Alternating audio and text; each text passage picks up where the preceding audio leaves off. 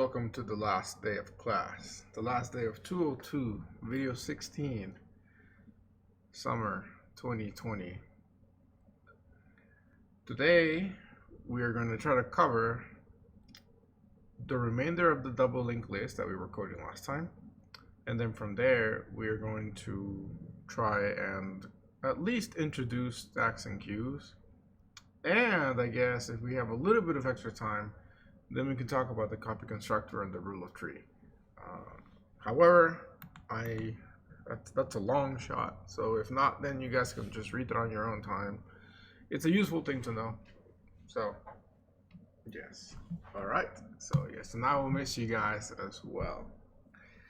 By the way, today is the last day that you can redeem the extra credit on Twitch if you have your channel points.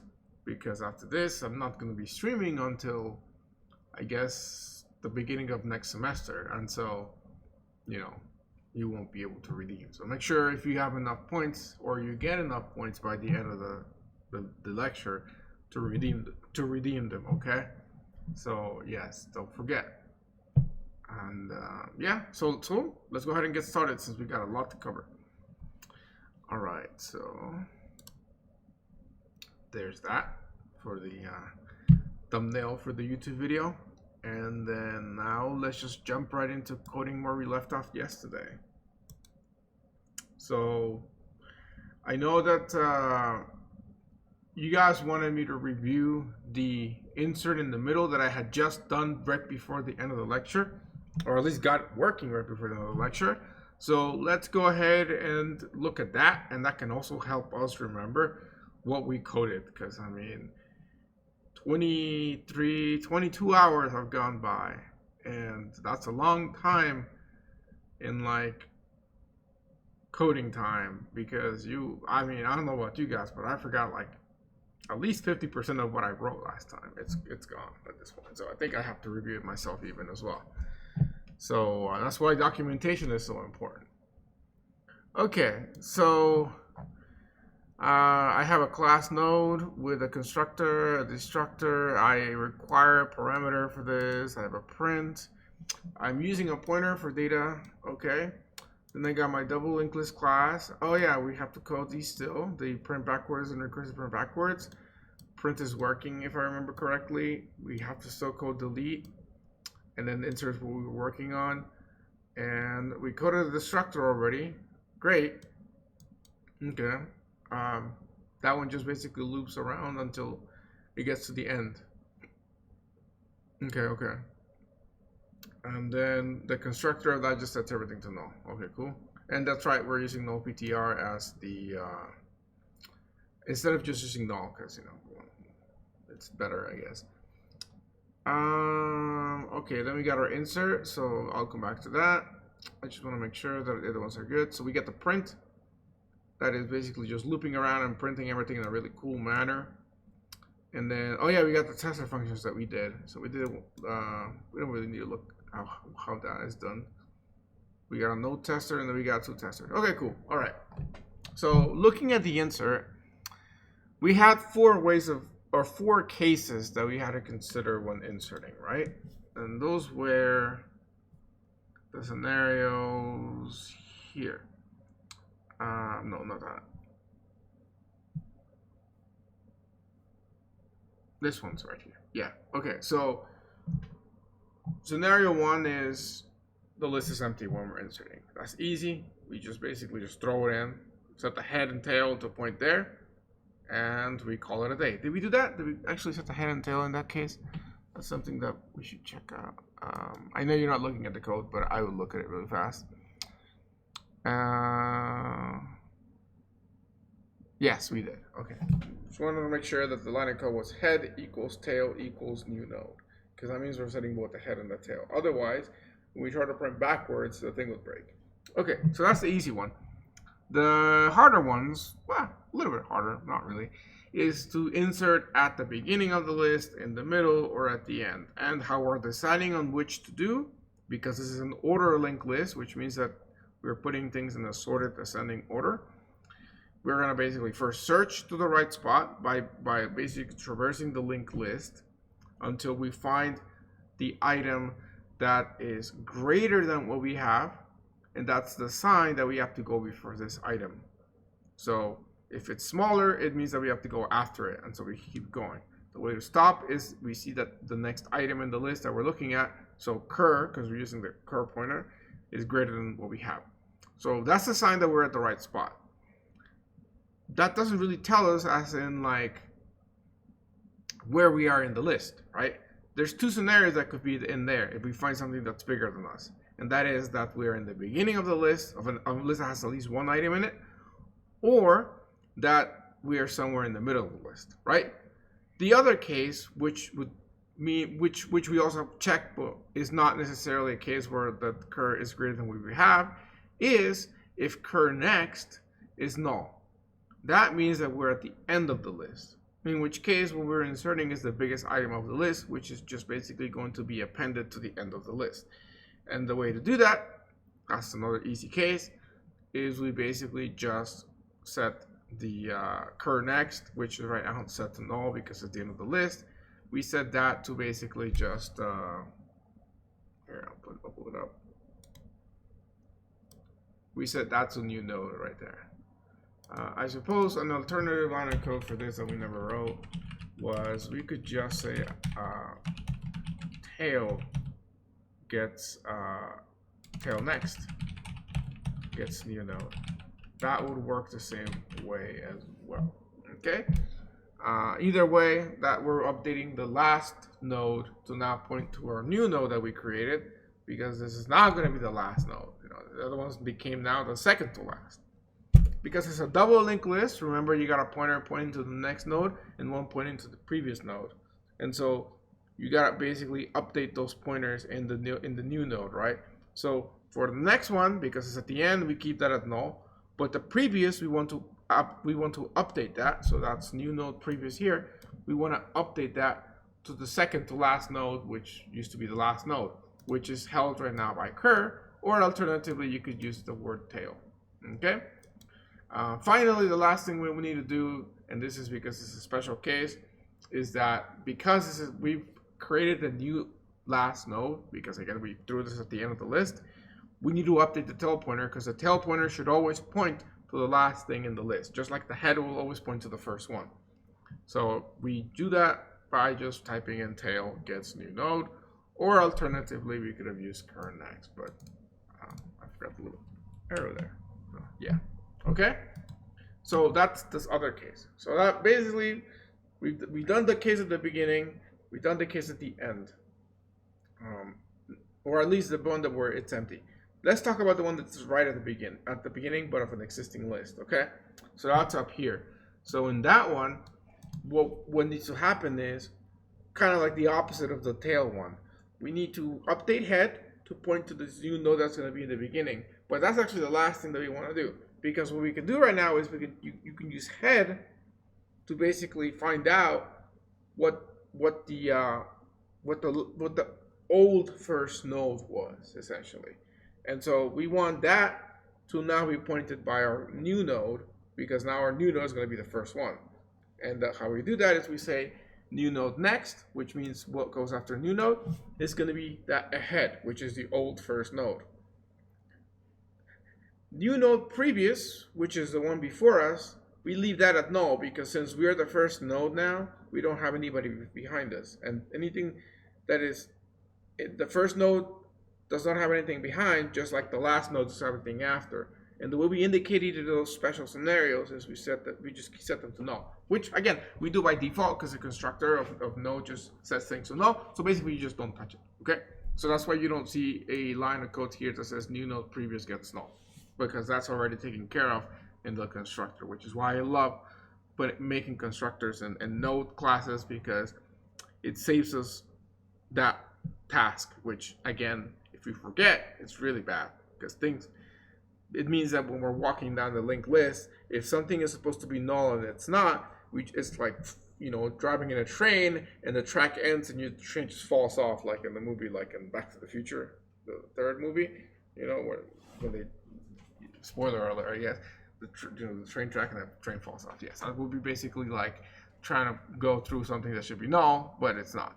Okay, so The last thing we need to do is, because the old first node had null as the previous pointer, we need to update that now to point to our new node. And the way we do that is we use head previous gets new node. And yeah, that's pretty much it, because after that, all we gotta do is just update this head to point to this new node. Okay? That brings us to the middle case. That's the hardest case, because whereas inserting in the beginning or inserting at the end, there's one pointer you don't need to update. As I said, it's kept at null. When you're inserting in the middle, you are going to have to put out all the pointers, because no pointer in the middle will be null. So that's harder, because there's 4 things you got to update. You got to update the new nodes previous and next, so that it points the one before and after. But then the before and the one after need to point to your new node as well. So there's 4 arrows that you basically have to draw, which is why there's 4 lines of code here. Okay? So let's look at the picture first about that before we talk about it. And that one, I think, is this one right here. So as you can see here, we're trying to insert this right here. Okay? And right now, in the past, this is how this was linked. So what we need to do is, again, we've already assumed that we found the spot where it's at. Very easy thing to do. While cur is not equal to null, just basically keep going on the list until, again, you find something that is bigger than what you need in front. And then that pretty much tells us that it has to go before that. So we're already there. We already took care of that code. We don't have to worry. All we got to do is just insert it. And we know that it's not in the beginning because we checked. And how did we check that? With the if statement saying if head is not equal to the current pointer. Because if head was equal to the current pointer, then we would be at the beginning, essentially. Okay? And so that basically is our sign to know that we're inserting in the middle. And so the first thing we need to do is let's update the new nodes next and previous pointer. Because we need to update those before we can worry about severing any existing links, right? And so what we want to do is the equivalent of basically starting out with, there's our 2 nodes, and then here's new node. We just want to update that to point there and that to a point there. So we want to do those 2 links right there, because those 2 links can be done without touching anything on the link list at all, like not modifying anything. And so those are the lines that you see right here. Okay, so new node next is going to point to cur, which is what we're currently pointing at because it's bigger. So that's where that's coming from. And then new node previous is going to point to the one. It's going to point to the one before cur, which you can get by saying cur previous. Okay, because cur previous is this line right here. So we can basically copy that into here, right? Copy that into here, and we can copy whatever cur is into here, right? So we have a little cur. Okay, and so we can do that. That's easy, not bad. The tricky lines are the ones where we gotta update the 2 pointers here. We have to sever this link here, and instead of this pointing here, now we want it to point here, and then instead of this pointing here, now we want it to point here. Right, so we can make the chain the way that it's drawn for the other ones, okay? And so to do that,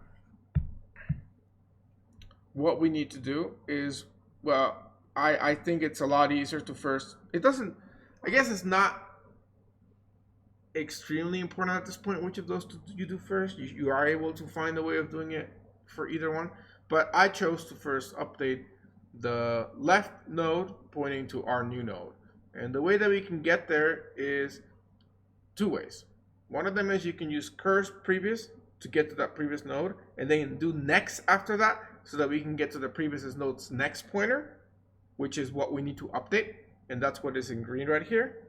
Alternatively to that, you could use new node itself, which is already pointing to that node, and say new node prev gets next, again, because you want to update the next pointer of the previous node, right? You want to update the pointer that I'm looking at right here, this one, this part of it, okay? You don't want to update this part, and obviously the data you don't want to update. What you want to update is that next pointer inside of the previous node.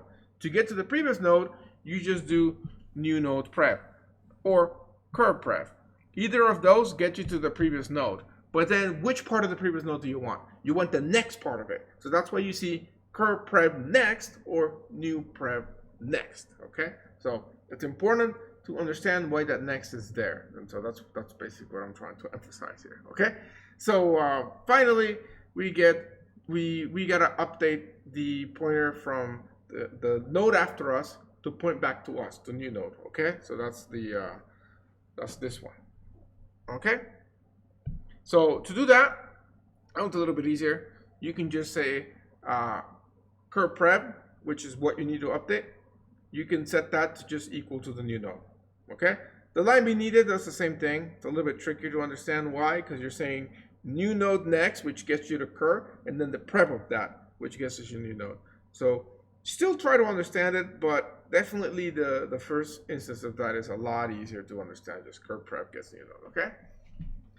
So if new node had a data component, we would have cur prep next gets new node data, right? No. Next is a pointer, data is a data component, like an integer or something, and the other one is actual pointer address. So I'm not sure what you're. Let me tell you how to. Let's say we were trying to access the data, because that might be actually a useful thing to sort of practice. Okay. So right now we have cur. Okay. So suppose that I wanted to update, and I'm gonna label these nodes 1, 2, and 3 just to make this an easier conversation. I'm gonna say this is node 1, this is node 2, this is node. Actually, here let's label all of these. We'll say this is nodes 1, 2, 3, 4, and 5. Okay, and so let's actually try to change the data of each of these nodes with respect to starting out with cur. Okay, so let's say that I wanted to fill information on 4. Okay, so if I want to update the 4's data component, I can just say cur data, and technically I have to put the dereference operator here because remember we made it into a pointer, the data object. And so here you can go ahead and set this up to whatever we want. So I don't know. Let's say we want to put actually 4 in there. Okay. So that is how you update cur's data. And again, that's because data in this case we made it into a pointer. Like up here, you know, our template class, we went ahead and said data gets new t and then asterisk data. Okay. So yes. Yes, that's what I'm doing. I'm trying to show you how to traverse it, because if we were trying to move around it, this would be how we would do it. Okay, so now let's say that we want to update 5, the data on 5. How do we do that? That one you would do cur next. That would get you to the 5th node, and then if you want to update the data component, you would say data here, and you would do that for that one. Okay. Now what about 3? So what do we want to update the new node's data? Using the cur pointer. For that, we can basically say cur previous, because that gets us to node 3, and then say data. And then we would update that this way. Okay? Hello, Padme. Here. There you go. Okay? Then what about 2? What if we want to update 2? If we want to update 2, that's a little bit trickier, because you gotta do cur prep, which gets you to node 3, and then prep again, which gets you to node 2, and then data to update the actual data component of that. Okay? And finally, for 1, is just the same thing, chained with 1 more prep in front of it. So it gets us basically from 4 to 3, from 3 to 2, from 2 to 1, and then data. Okay? Now, if you want to replace the next pointer instead of the data pointer, then that is why this line of code here is basically similar to what we're doing here with cur prep next. Okay? Because we're trying to update a specific component of that node. Except now in this case, instead of being data, it's the next pointer. Okay? So let me just move that up there like that. Okay? So hopefully that helps you make sense a little bit more. So the current pointer basically stays at the same address all the time. In this example, it does, yes. When you're printing out the linked list or when you're searching something, you're basically moving it around. And the way you move something around is you just say cur gets cur next, because that's going to traverse you one spot in the linked list, okay? However, in this case, once we've found where we're supposed to insert, we don't want to change cur anymore, because that's where we're going to insert. We're going to use the reference at that point to know that it's the spot after we are going to insert where cur is currently pointing to. Okay, but if we were just printing, then yes, you would update it like that. Okay, and then so we don't include next or prep to 4 because cur is pointing at it. Correct indeed. So yes, and I think Puppy will miss the class too because she just gets to basically do whatever she wants while I'm teaching because I can't do anything. Okay. So hopefully that makes sense a little bit. How about before we do the delete, let's go ahead and do the recursive printing, because that might also refresh you on how to traverse the linked list with pointers, okay? So let's go ahead and do that.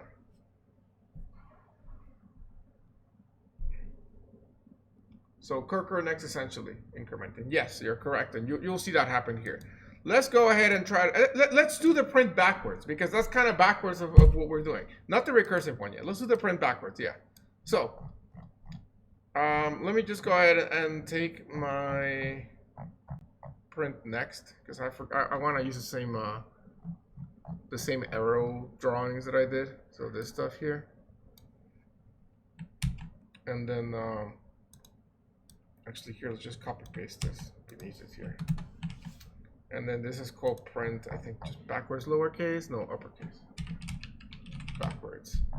Backward or backwards? Backwards, okay. All right, so printing backwards, okay? What we need to do when we're traversing a list, again, is iteratively or recursively. This one's iterative, which means using loops. We just say, while cur is not equal to null. At the beginning, you start out with head, although in this case, if we're printing backwards, we're going to start out at the tail. So that's right now, cur is pointing to the last node of the list. Okay? I already, okay, I was going to say I see a bug, but not anymore, because I checked for null here. Otherwise, if the list is empty, it would crash. So yeah, okay, we're fine. So we set it to point to the tail, because in this case, we're printing backwards. Otherwise, it would point to head. And then from there, we are going to check first to make sure that it's not pointing to null, which means that the list is completely empty. So that's why we have cur not equal to null, but also because that's going to be the sign to know when to stop. Okay? And then to access the data component, we are using cur print, because cur print, all it does is it basically, if you look at the node class, it is just merely doing cout data. Okay, so that's cout in the data. That would be almost the same thing as doing cur data here, but cur print is nicer. Okay, because we like object-oriented programming. So the only trick here, because we're printing backwards, is instead of doing cur gets cur next, we're going to do cur gets cur prev, because we want this to print backwards. Okay, so now we're going to get the list in reverse order, and that's it. That's really the only thing we got to do for that. So if we want to very quickly test it, we can add it into our tester here and say dll.print backwards. And then if we run this code again, you can see that the list is printed backwards right here, okay? Versus being printed forward. Same list, it's just being backwards. And it's using the previous pointer to go backwards on that, which is pretty nice, okay? So as you can see, all it takes to move around the list is to do this cur gets cur next, or if you're doing backwards, if you want to move back, then you do cur gets cur prep. Okay, and you can do this because it's a doubly linked list. But what if you wanted to print a linked list backwards and there was a singly linked list, which means you don't have a previous pointer? Then you can use recursion for that. So let's actually go ahead and code that function now while we're at it, since we delete is not needed at this point to check this. So to do that, I'm going to take my regular print just so I can copy and paste the template stuff, and then I am going to copy this function name, this one here, and then I am going to need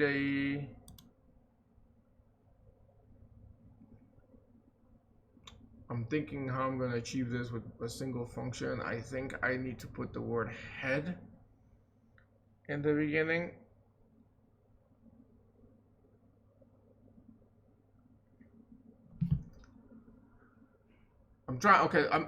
So I'm trying to think of how to achieve. So with recursion, the easiest way to do this is to pass in the cur pointer as a parameter. We kind of have to do that. So I was just trying to see if there's one easy way, which I think there is, of not requiring a second function. So what we need to have right now, regardless, is we're going to need a parameter here that is going to be a node pointer parameter. Okay. And the reason for that is because that is going to keep track of where we are. And that's the cur, basically. Okay? So I don't know if I need to put I think I do. Probably need to do that along with it. And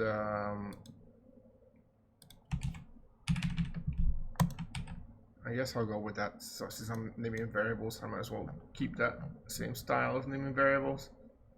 So let's go ahead and add our parameter here. And initially, I'm going to assume that I'm passing it something that is the head. Okay? If I'm passing it the head, then I don't need to worry about initially setting it to the head. Otherwise, I could pass it in a null value, in which case I would not be able to detect when I get to the end of the... No, I can, because I can use the tail pointer for that. Yes. Okay, so perfect. So what I'm going to do is... I feel like I will confuse you if I do this first. So, okay, I will not do this first. We're going to do this because it's better. But first I want to show you the easy way of doing it, okay? Because I feel like if I show you, if I go right up to this tricky way, you'll be a little bit more confused.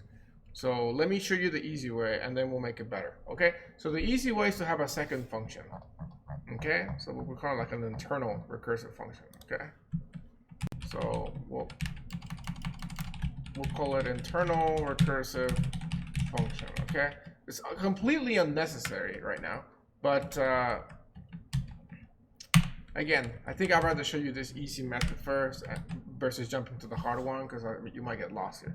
Okay, so recursive print is not going to have a parameter, but internal recursive function will. Okay, and so the reason for this is because we don't have access to the head outside of the class because it's private. Okay, otherwise we wouldn't need this function at all in the easy method of doing this.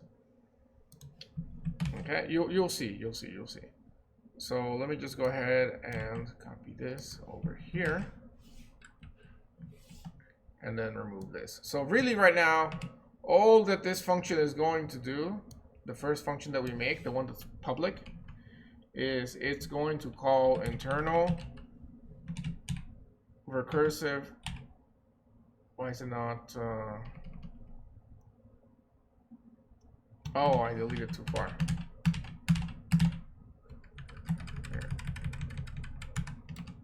We're going to call internal recursive function. Why is it not like letting me? I guess I can have to do like this maybe. On the head value. Okay? Let me just make sure that this compiles because it's kind of acting weird. Outside of the class definition is not permitted. This.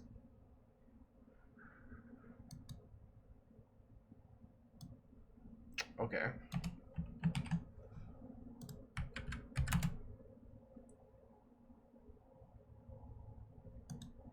Oh, I see. It's semicolon here. There we go. Okay, that should take care of that. So, okay. So we have a function that just calls another function, okay? And technically speaking, we would make that function private, the second function here. So we would probably move that here, okay? So like that, internal recursive function, okay?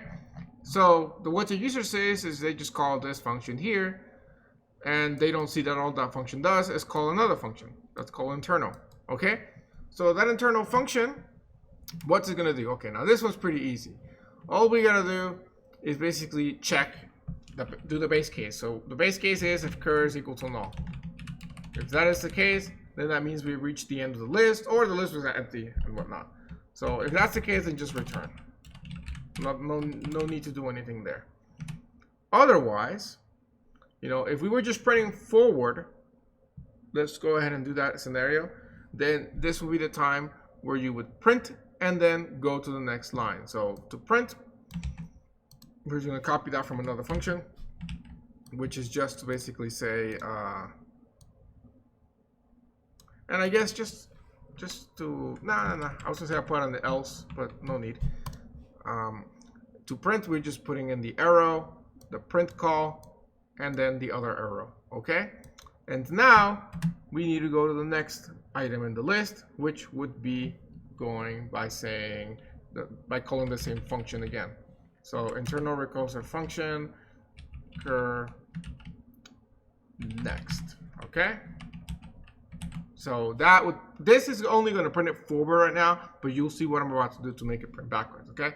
So let's just see if this works right now as it is. So let's just call this function after the print backwards, okay?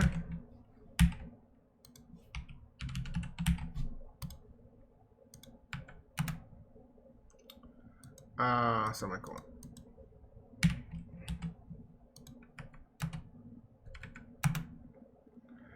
Okay, I forgot to put the DLL thingy, but other than that, it's good. So if I really wanted to match, I can put this DLL thing up here, actually, in this one.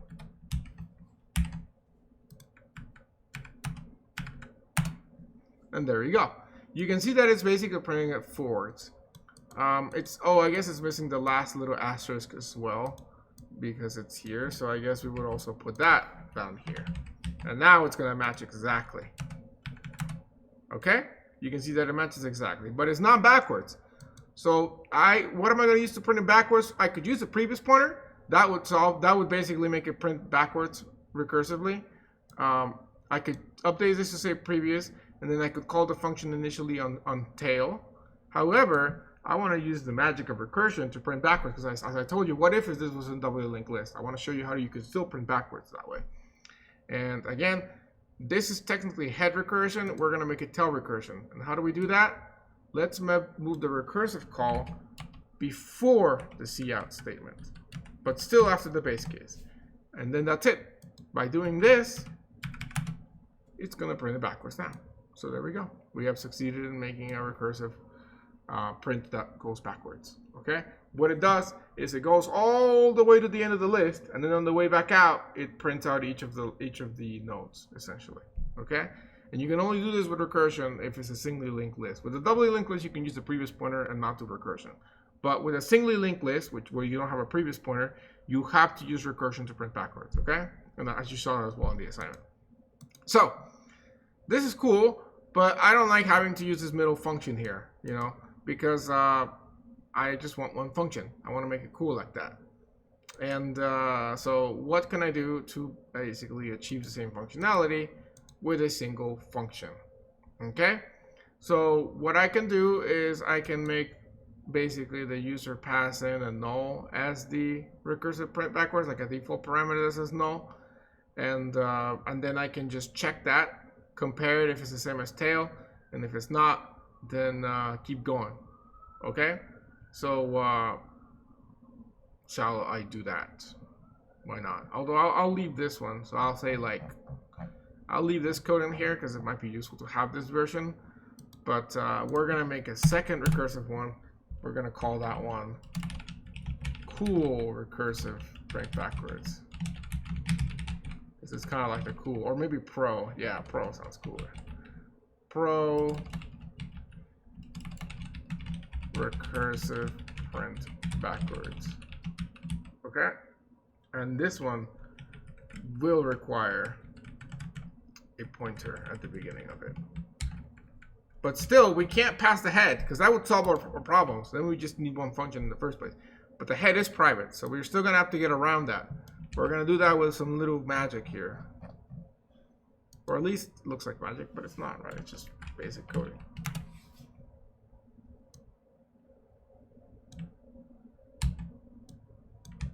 Okay, so pro recursive print backwards again. We're going to achieve what we did in two functions in one. And this, it will be a little bit tricky with the DLL printing in front of it to get that working. So what we're going to do at first is we're going to assume that we're passing in the head. And so, you know, we're going to say if cur is equal to null PTR, instead of this being our base case, what this is now going to mean is this is the initial call to this function. And because we know that it is the initial call to this function, then what I can do in that case is I can say cur gets head. Okay? So that is my initializer. So basically what I did in that first function, I no longer need to do that. And in addition to that, I can go ahead and throw in there the DLL thing. Okay? So that should only happen once.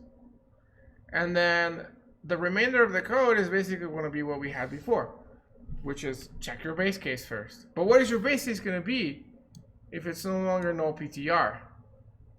Well, good question. We just have to avoid calling this on a scenario that would basically reach us to the end. So we can say if cur next is equal to null PTR. That's going to be our new base case.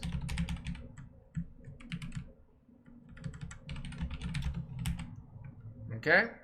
So at that point, we're going to return. But before we return, we want to print out.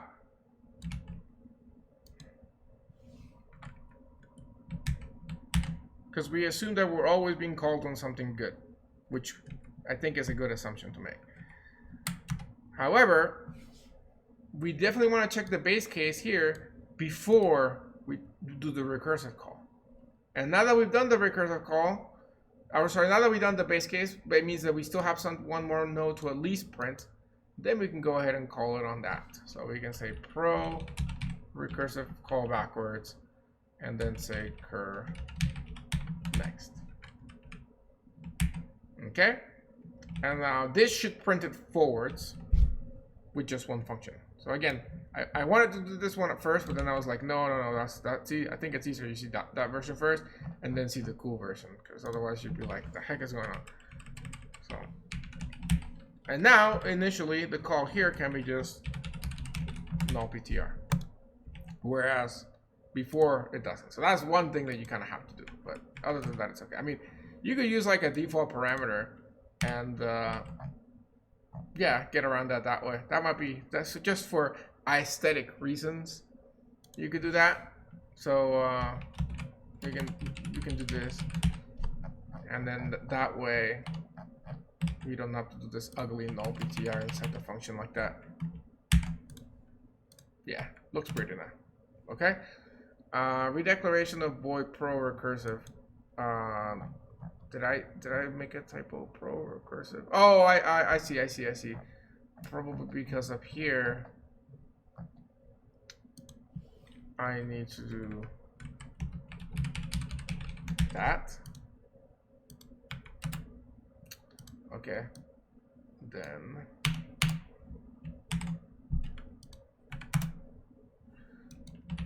why? Okay, no T, cur, null PTR, pro recursive print backwards.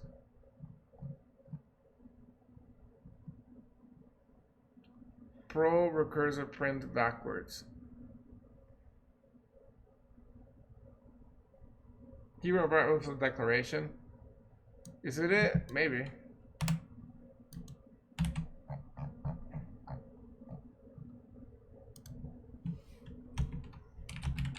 No PTR. Let's try it. Oh, wait, no, wrong one. So it's already there like that. Okay, yay, good catch. Well done, well done. All right. So, all right. We tried to run it, and I think it died after the next one.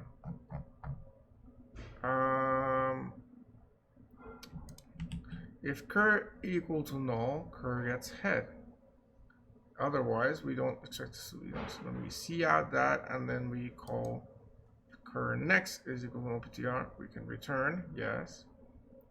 Recursive cur next. So why did it just stop after the first one?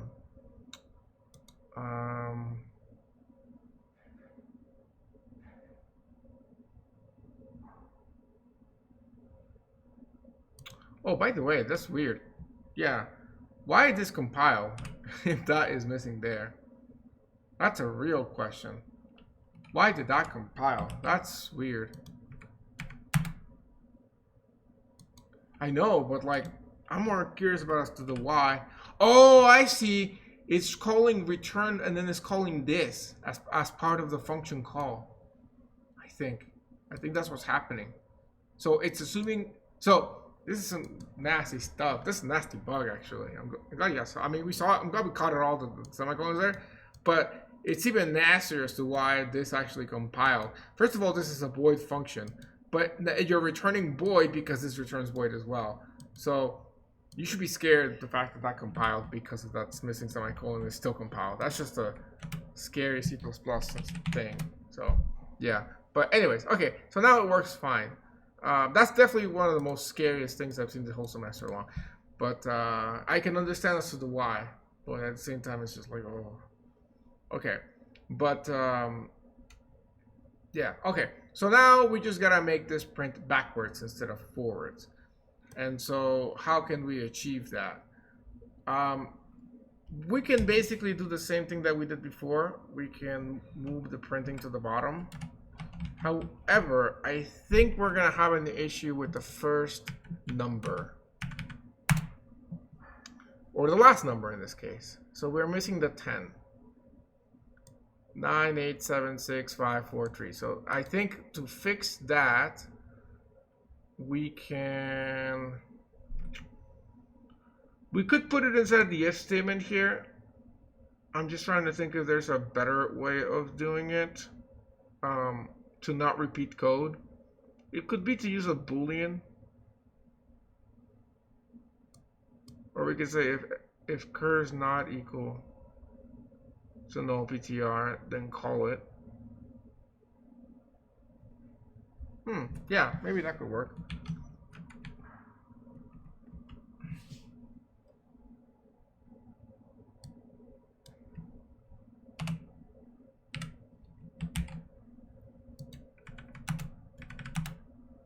Yeah, that worked. Okay. So and plus we got rid of the ugly return looking there. So yes, this is meta. So now the only last thing that we have in here that we still need to make it match is the asterisk. That asterisk is going to be a bit of a pain. I don't know how we could easily do that. I think it could be maybe as an else clause here.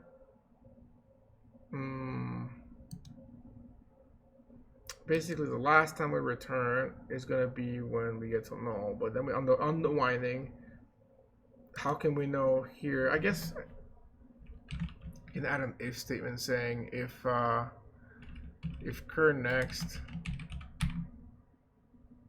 if cur is equal to maybe head, we could say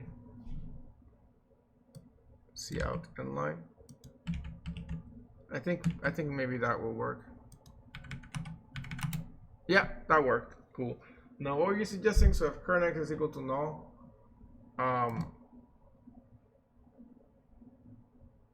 What do you mean by current x is equal to null? Like, I just flipped it basically here. But I can't say if current x is equal to null. Oh, no, because when current x is equal to null is when we're the deepest in the recursion. And because we're deepest in the recursion, that's actually when we start printing out. So at that point, I haven't even printed out to 10 yet. So because of that, it wouldn't work. So it's actually the complete opposite side of the thing. So yeah, but it's a good suggestion, good attempt. But no, in this case, it's actually all the way back. We actually went all the way at the beginning when we were back to curve head. Then we can do that. So yep, this worked out. So as you can see, this version is cooler. And I think cooler because of the fact that we do it all in one function. It's more elegant, but it's definitely more complicated, right? So harder to read and harder to debug probably as well. So yes, this is just show-off version, I guess. This version is easier, as you can see, than this. Okay, but we achieved the same result. So you know, in the test, both of them would get you the full points. Okay, so now we can go back to the last thing we need to do here, which is the delete. Okay, now that's a sizable function actually, but you know, we'll get through it together. So the delete is basically the opposite of the insert. And first of all, the delete is basically has to search and delete. It's more the proper name of this. Kind of search and destroy. So it's going to look through the linked list. And in one case, it might not find anything. So it might actually not find any item to delete. That's a special case, okay? But assuming that it does find something to delete, then you have to sever the links, delete that specific node, and then connect things back together without it, right? So like if you have, you know, if you have something right here in the middle, you take it out and then you connect these two and then you can delete the other part. So basically, okay, so you have to do that links severing basically. And so again, really for that, you got the same cases that you would have as the insert. You have a scenario where, well, first of all, I guess item not found. So do nothing. That's kind of a nice one, but an extra one. Other one is list is empty. So like you're trying to delete something out of an empty list. That's also another special case, and you do nothing as well. Okay. And then you got the three cases when list is not empty and item found. Okay, and your item found is what you're pointing at with cur. So cur is basically cur data per se is what you found and what you're trying to delete. Okay, so scenario one is that you have.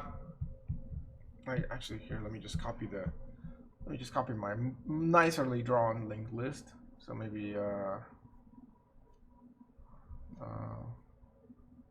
this one looks pretty and clean. Copy.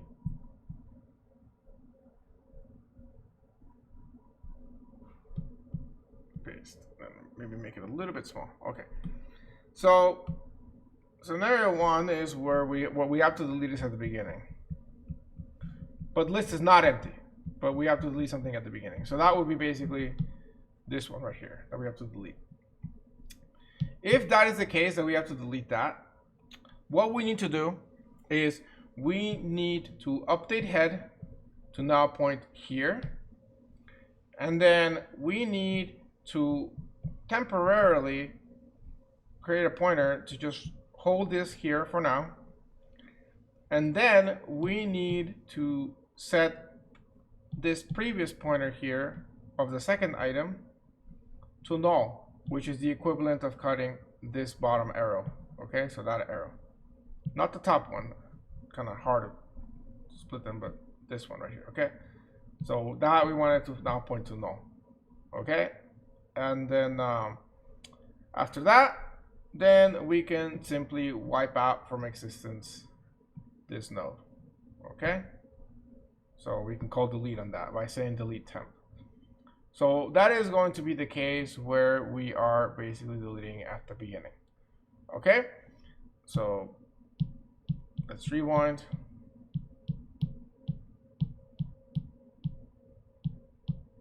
Okay, so back to start there. All right, so other scenario, what we're trying to delete is the last item. Because it's the last item, it means that what we're trying to delete is this one over here. In this case, what we need to do is, yet again, we have to update tail to point to the second to last, and then we have to severe the link of the next of that previous one. Make that point to null now to signify that it's the last node. And then, of course, create a temp pointer as well so that you don't have any dangling pointers. And then call delete on that temp pointer, which will essentially wipe out that node. Okay? Finally, the scenario, the trickiest one is it's in the middle somewhere. Which by middle, I'm saying there's at least one node after you and there's at least one node before you of what you're trying to delete. So let's say that we're trying to delete here is this node here. This will require us updating 2 pointers instead of just 1. Okay, the 2 pointers that we have to update is this pointer and this pointer. We need to make sure that they point like this now. Okay, and once we do that, then we can go ahead and delete that node in the between. But until we do this, we can't do that. So make a temp pointer that points to cur, which is basically pointing to what we're going to delete. And then from there, go to temp previous, which will get you to this node, and update that next pointer.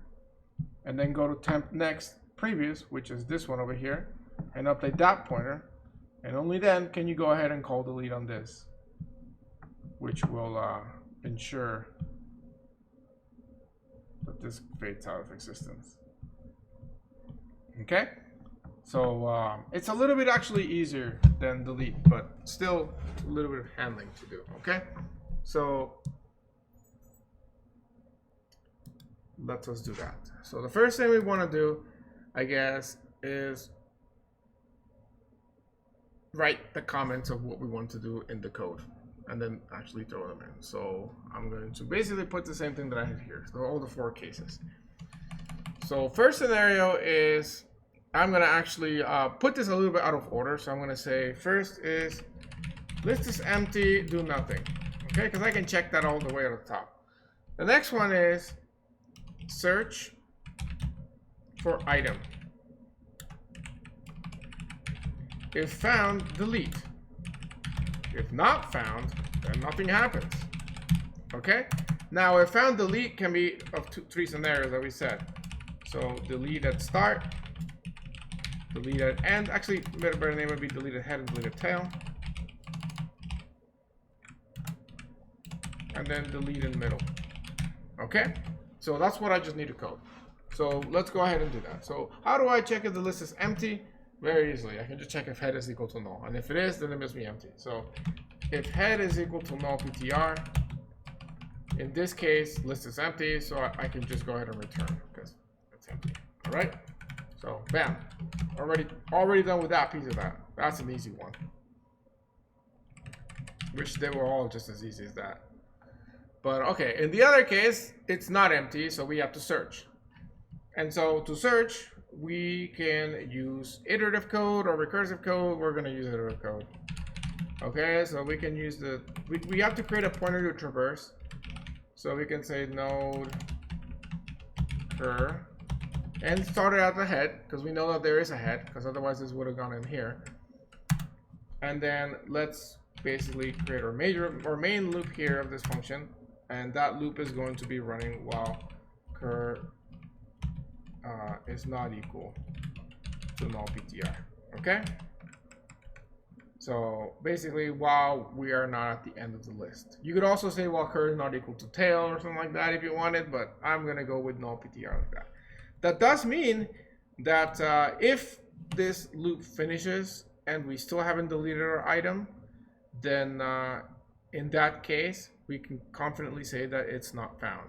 So, you know, if we get here, we either already deleted or we didn't find it. If we wanted to actually see out something saying that, then you know, we could do that here, but we're just not gonna say anything if it doesn't get deleted. So okay, so let's go ahead and put this in here, and then go ahead and remove this. Not if nothing happens. Okay, so now how can we check if we found the item? Very easily, we can say if cur data is equal to data, which is what we are looking for, then item found. Otherwise, or I suppose we don't really need to say otherwise because it'll just be inside of the if statement here.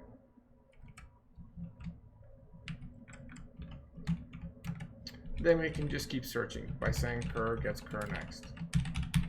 Okay, again, our typical line of code to traverse the linked list. By the way, there's two ways to do this. We can search and delete the first instance and then go out, or we can delete all instances of that. The way that I'm coding this, we'll be able to delete all instances. But if we wanted to delete only one instance, just go ahead and return right after you go ahead and delete something, okay? But it's cooler if we can delete duplicates as well. So yeah, okay. So I guess to do that, we might want to insert duplicates here. So let's go ahead and insert like that, okay? Actually, no. I mean, yes, but I want to save space because it's already wide. So let's actually insert a bunch of duplicates like by replacing these, okay? That way it still fits, because otherwise it's gonna, you know, not fit. So yeah, okay. Hey, and it's still working too. Perfect. So yeah. And also we're gonna get rid of the 10 because the 10 is too wide as well, and I don't like that. We'll make that a 1. There we go. Now it looks like nicely lined up, you know. So yes, perfect. Okay. So going back to our delete function, we can go ahead and actually start deleting. So if we found the item, then it means that it could be the first item of the list, it could be in the middle, or it could be after, okay? And there's actually a special scenario that we have to worry about as well within the beginning or end. And that is if after we delete it, there's nothing left in the list. Like if we only have one item in the list and then we deleted it and then it's gone, okay? So we have to be a little bit careful about that. Otherwise we will screw up the tail pointer. So let's go ahead and do that. Okay, so now that we know that we found it, we can go ahead and start deleting it. But let's make a pointer to temporarily hold it while we delete it. So we'll say no t asterisk temp is going to get cur. Okay, so that's what we want to eventually delete. So eventually at the bottom of this, the last thing we're going to do is actually delete it by saying delete temp. And actually that deleting is more of deallocating, because the real deletion is when we severe the links to it. Then it's gone from the list. It's still in memory, but it's gone from the list, okay? But we don't want to have memory leaks, so we want to delete that as well, okay? So we will do that at the end, okay? So, all right, now what we need to do is need to find out where we are in the list and then handle it. So let's go ahead and first see if we're at the beginning of the list. How can we check that? You know, check if we are at the beginning of list. We can check that by checking if cur is equal to head. Okay, that is a sign that what we're deleting is the first item in the list. Okay, so if yes, then it is first item in list. And if that is the case, then we have to be a little bit extra careful because we need to make sure we update the head to point to the second item afterwards, okay? So basically we are deleting at the head. That's what we're doing right now. And so to do that, what we gotta do is we can say cur next is going to be the new head. So first of all, we already got temp pointing to cur. So really all we gotta do is cur next is going to be the new head. Oh, sorry, other way around. Head is going to be the cur next. And now that we updated that, cur prev, which is going to be the next item, or sorry, the head prev, we want to set that to null now, because we want to severe the link with the node that we're deleting. Alternatively, you could also write this line of code by saying cur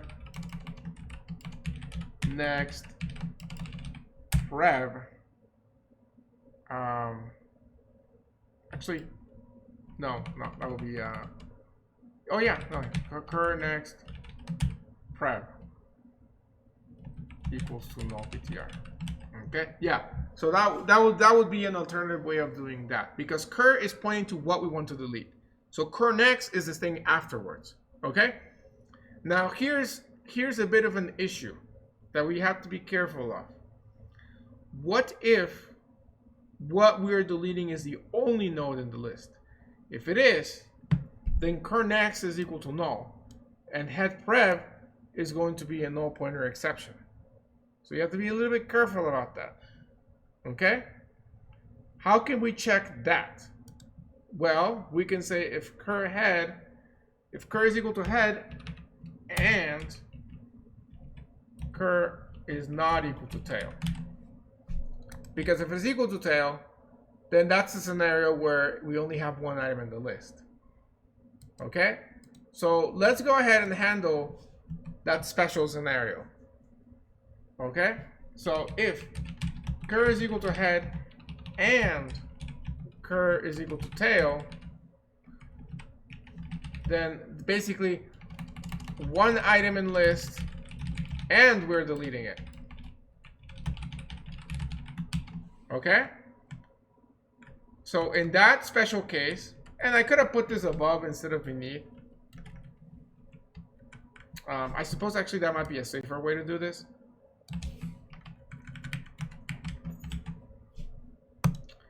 That one's easy, because all we gotta do is say delete head, and then basically say head is equal to tail, which is equal to null ptr.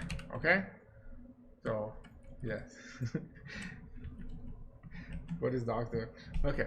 So yes, that's an easy case. We're one item in the list and we're just getting rid of it. Okay. So yes. Okay. Also, don't make these all make them else if else if and so on. Actually, that's probably safer way of doing that. Okay. So moving on. Let's go ahead and delete at the tail. So else if cur is equal to tail, but it's not equal to head, which again I don't need to put this part of the ampersand of the check, but I'm gonna do it anyways because logically we would never get here otherwise. But I will say cur is not equal to head. Technically speaking, this can never be head, because if it was, we would have gone into this part of the if statement. Okay, so we don't need this at all. Like, it's unnecessarily there. However, I'm still gonna leave it in there because if someday I delete this, then I'm gonna have a bug in there. So it's an unnecessary check that I'm gonna leave in there. Okay, just because it's just safer code. The efficiency lost by having a tiny little extra check is worth it to make this code just safer in case somebody goes in the future. Then the developer goes in and deletes this part. Okay, so yeah. Okay, so in this case, we could be at the tail. However, we guarantee that the tail is not the only thing left in the list. because if it was, we would have been in head and tail. So we don't have to worry about that special case anymore. So what do we need to do for this? We need to go ahead and basically update the previous pointer. So curprep next. So update the previous node's next pointer to null. That's going to severe the link. In addition to that, we want to update tail to point to the previous node by saying curprep. And then after that, we can just go ahead and say delete temp, which we are doing already. So that's it. That's all we got to do for that. Finally, the last case is if we are in the middle of the list. Okay? Middle. Again, you don't need to have, I mean, this is good as it is now, but I'm going to make it extra safer, you know, because I want to be able to catch an error by putting an else if. We're going to say cur is not equal to tail and cur is not equal to head.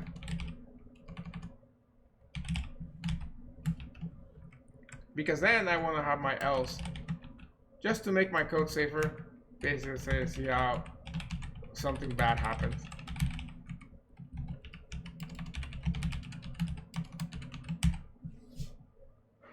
Okay. Shouldn't we remove delete head from the first statement so we don't accidentally deallocate the memory twice when we delete temp? Oh, yeah. Good point. Yeah, so we don't want to do that. But then I guess, yeah, we can just easily delete it. So good catch. I assume this, you know, that might have been slipped away if it doesn't crash in my computer with the double delete. But it would have probably crashed on Sally. Or alternatively, I would have seen it in background probably as some sort of stack smashing or something. So yes, good catch on that. So anyways, finally, we are going to delete in the middle.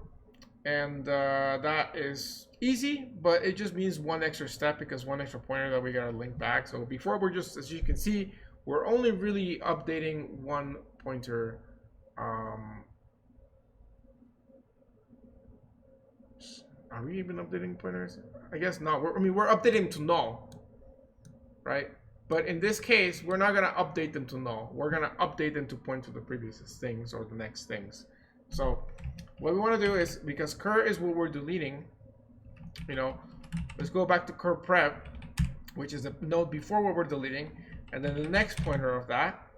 And that we want to actually point to the node after cur.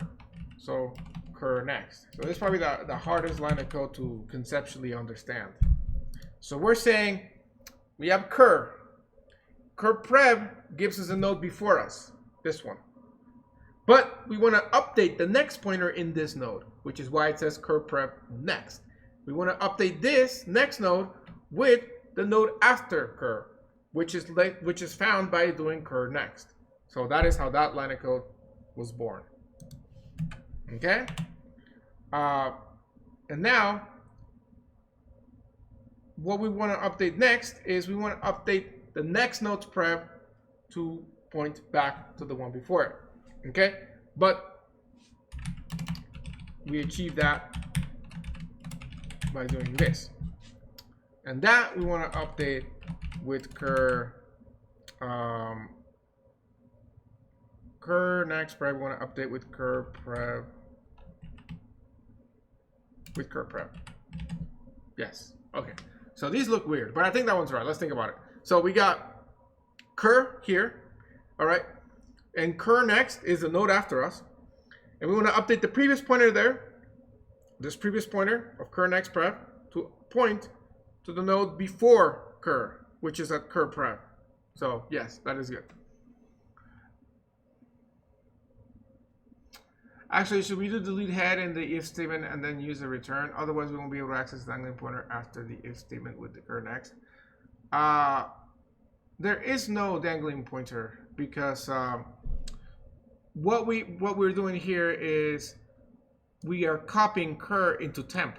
So therefore, there is no access to the dangling pointer because we're using temp as a workaround that. So we don't need to do that.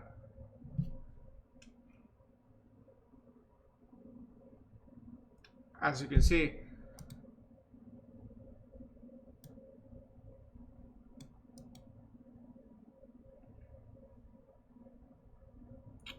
cur needs an extra R. Temp is pointing to the same address as cur. Yes, it is.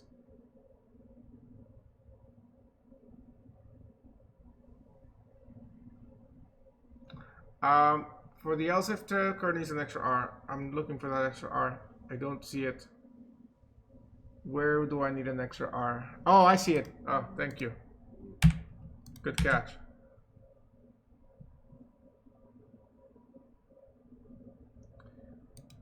But we're not actually that you only access. By the way, you only access a dangling pointer after you delete, and we're deleting right at the end here.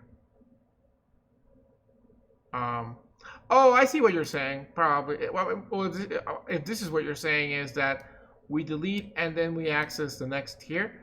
That's not a dangling pointer. No, yeah, it would be, I suppose. So I suppose what we could move, if we move this down here, then I'm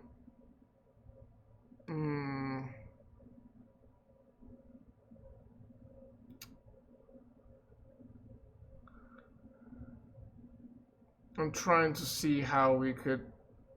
Okay, it's a dangling pointer, but let's just ignore it for a second. Let's just make sure that the rest of the code works. Okay, we shall deal with that in a second. We could use a Boolean variable or something, and then just like do the cur next before do the delete here. Yeah. Okay. So okay, let's go ahead and see if this will work.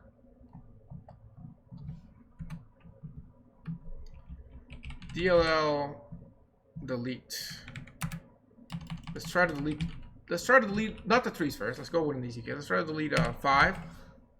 What does it look like? Let's try. We gotta test a couple of deletes. We gotta test with a 1, with an 8, and then maybe like with a 5. So 1, 8, 5. Okay. Delete 1. Delete 8. Delete 5, and then we can test the delete 3 as well, because that's going to be a special case. Okay. In addition to that, we also want to try to delete before we insert anything into the list. I don't know, 10 here. And also, we want to delete when we found just one thing in there. So here we'll call delete there, and then we'll reinsert it. That should take care of all scenarios. We probably should not test all at once, because that's a good way to crash. But did I save it? Well, it's not working because it's not deleting anything. But okay, interesting. Well, cur is not equal to null ptr. If cur data is equal to data. Oh, yes, good point. Actually, I guess the deletion of the 10 not crashing it worked, and then the deletion of the 5, because we only have one 5, worked. So we saw that some of it worked already. But yes, I guess to see the rest of it, we probably want to print it again. So, ooh, it worked to delete not the duplicates though. So let's see if we can delete something that we shouldn't have. It's backwards though. Oh no, not backwards. Okay, so we deleted the 1. That's good. We deleted the 8. That's good. We deleted the 5. The 4 is still intact, and we only deleted the first instance of the 3. So we were expecting to have the 4 and the 7 only. So yes, so it worked right to delete the first instance, but it didn't work for the rest of them. So probably because when we delete something, we go to the next one, and so I think we are potentially skipping it, because at that point cur next is going to get me to the next step. No, but then that should at least delete one of the other 3s. So let's say after we delete something, then we go to the next spot, and then we should at least delete the next value. I guess it's because we might have set something to null.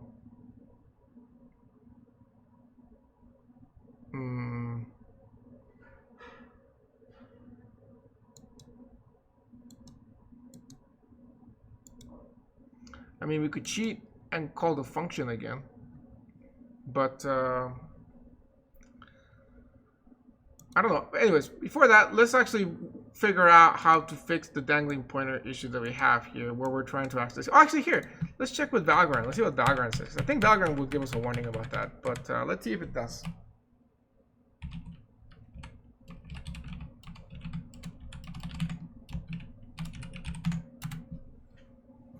Yeah, it does give us warnings. That's good. So, invalid read of size. Line 118. So yes, so that is coming from the dangling pointer, indeed. So to deal with this, I mean, yes, one way is to do this, but I don't want to do that because then, like, I can't delete the duplicates, and I want to be able to delete the duplicates. Okay, so yes, doing that like fixes all the problems and happy life. However, I don't want to do that because I want to be able to delete the other ones in there. So in that case, I am going to go ahead and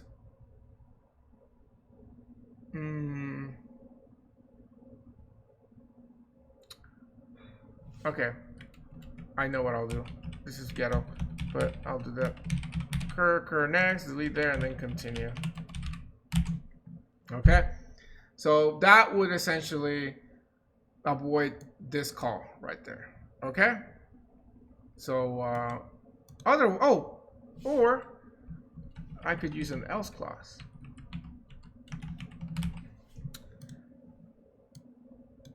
And then I don't need to do that, continue. Okay, that's better. That's less good. So, okay, no memory leaks right now. Yay. So now I just gotta figure out why it's not deleting the 3s. Oh, no, it did now. It did delete them now. Interesting. Interesting. Why did that fix that issue? That's a weird one. Why would the dangling pointer issue fix the other issue? That's strange. Let's just see that it wasn't something else that I did. Let's comment this line out again. Well, now it's gonna live forever though. But it's coming out this line, the delete. It's working now. What did we do? Did we change anything else? Like, I mean, yes, I know we moved this like this, but either way, it's only gonna run one of them, or was running before. So at some point, did we change anything else? Guys, do you remember? I mean, here.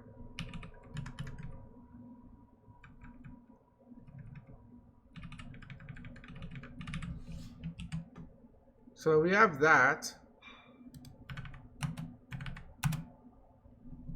It's still deleting them, so I don't know. At some point we did something that that fixed that. I don't know. Rewind the video and see what we changed in the code, because it fixed it. It fixed not deleting the duplicates. Who knows? Big mystery. So, but hey, it's fixed now, so that's all that matters. And see, I'm running it a lot of times, and it is always working. So, yes. And then Valgrind is right now happy as well.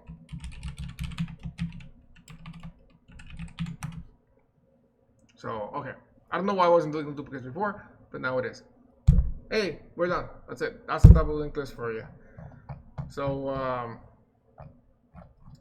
now we could write our main function and do whatever we want with this. If we wanted to do something with it, we have a massive tester function, but we don't have it. Technically, we don't really have anything in main. But hey, if now you needed to use this class for something else, then you could do that with main. I can't even find main at this point. It's like gone. By the way, the code is 231 lines of code. Here, there's main. So we could, let's go ahead and let's make a double linked list of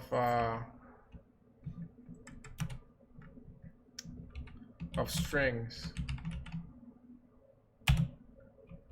and call it DLL. So we can say DLL.insert hello, and then DLL.insert world, DLL insert CS202, and then let's go ahead and print it out, maybe backwards, pro backwards, and then maybe let's go ahead and delete world.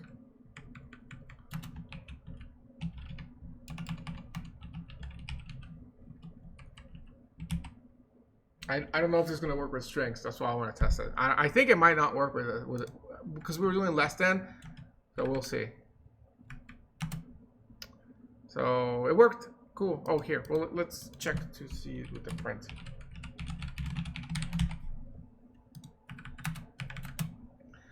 So we got world hello CS202, which is okay, I guess, because C comes before H before W, and then we delete the word world. So now it's hello CS202. All the CS2 hello. Yeah, so it works with strings now because it's templated. Although if we put in something lowercase, the ordering is going to be backwards, probably potentially backwards, because it's looking just at the ASCII value to do the organization. But we could store objects in this thing, and then we just have to overload the operator for less than and greater than and equal to, and then you could use this for anything. So bam, we've made a very flexible class because it's templated. So that's pretty much all there's to it with doubly linked list and the linked list in general. It's very flexible. Again, they will talk more about the efficiency and big O and whatnot in 302. And if you're curious, I am teaching that in the fall, and it will be on Twitch. So you can just check next week, and then you'll see me talking about it. Actually, no, we probably won't get to link list until like week 3, because we first talk about recurrence relations, if I remember correctly. So, but hey, at some point we will. So, yes. I like that class. My favorite class, by the way, to teach 302. 202 is cool and all, but 302 is more fun. The assignments can be funner too. You can do more stuff with them. So, yep. I shall post this, if you remind me, on the Discord chat. If you remind me at the end of the class. But for now, for the last half an hour of the class, I want to talk about stacks and queues, which again they will talk about in 302. Okay. Fortunately, you usually have a week in the regular semester to talk about this. But since the summer is, I think, like 1 or 2 weeks smaller or shorter than the regular semester, we are left with half an hour to talk about this. Whereas otherwise I'd actually code a stack and a queue in front of you. So if you want to see what that would look like coded, then you can go and check out on my Canvas. And I believe I have a coded implementation of a stack or a queue there, I think. Let me see. Stack and queue. I have the links, Geeks for Geeks. Stack and queue sample code from class. Yeah. So I have there a templated queue using a linked list. And then I have a templated stack also using a linked list. And then I have a stack implementation using an array. And I just don't have a queue implementation using an array, which is okay. So yes, the code is there. As for what the test is Thursday, it's just, we don't have class on Friday, so we're not allowed to have the test on Friday, so we just have to have it on the last day of class. So that's just like some university thing.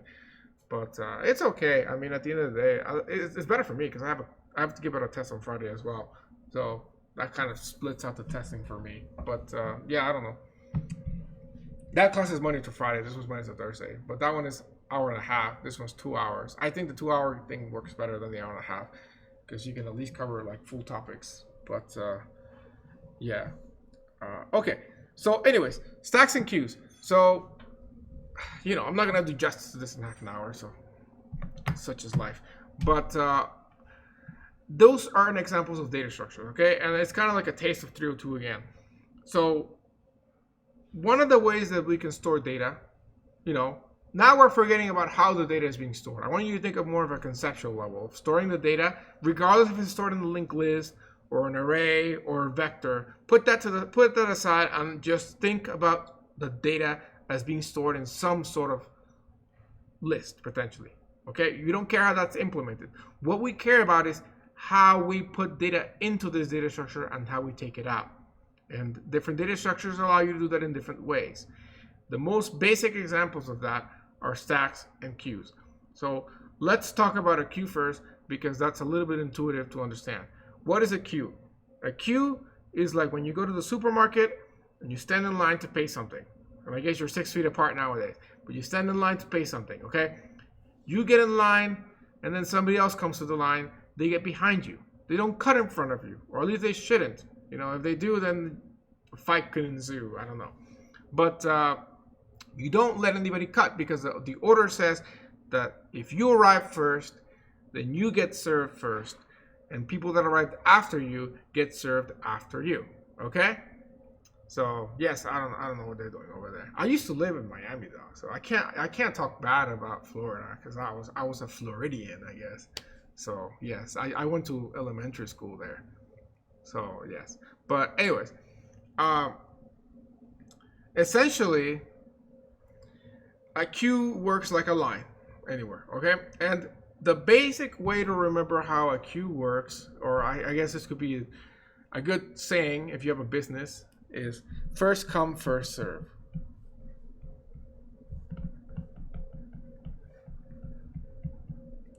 Or also, first in, first out. More commonly abbreviated as FIFO. Okay?